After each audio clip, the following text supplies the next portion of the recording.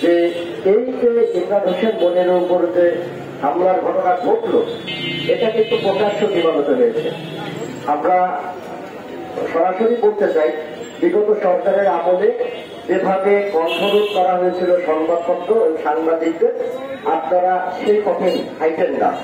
পরিস্থিতি একটা সময় গিয়ে কিন্তু এই বিগত সরকারের যে পরিস্থিতি হয়েছিল, সেই পরিস্থিতিটা কিন্তু কারোর জন্যই মঙ্গলজনক হয়নি।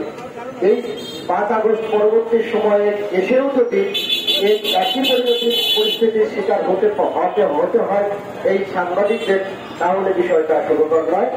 আমরা মনেই করি 2000-এর অধিক মানুষের মৃত্যুর মধ্য দিয়ে নতুন স্বাধীনতার যে স্বাদ, সেই স্বাদ সমস্ত ক্ষেত্রে প্রসারিত হবে এবং বাংলাদেশের সংবাদপত্র সাংবাদিকরাও এই পথে একই পথে হাঁটবে। বৈষম্য দূর হবে। যে ঘটনা ইমরান হোসেন মনিরের পর ঘটেছে, ইতিমধ্যেই আপনারা জেনেছেন, আমাদের সহকর্মীরা বলেছে, প্রকাশ্য দিবালোকে এই মারপিটের ঘটনা ঘটেছে। কারা করেছে, কেন করেছে, কি কারণে করেছে, সেটাও আপনারা তাদের কাছে সবার কাছে পরিষ্কার।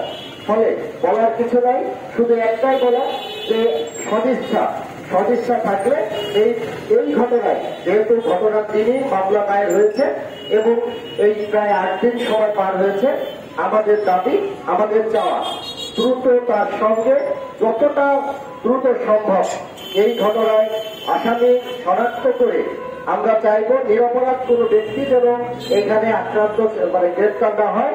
আমরা চাইব সরাসরি যারা ঘটনার সঙ্গে যুক্ত ছিলেন অবশ্যই তাদেরকে ফাইন্ড আউট করে তাদেরকে গ্রেপ্তার করা হোক। আগে আর কথা না বাড়াই।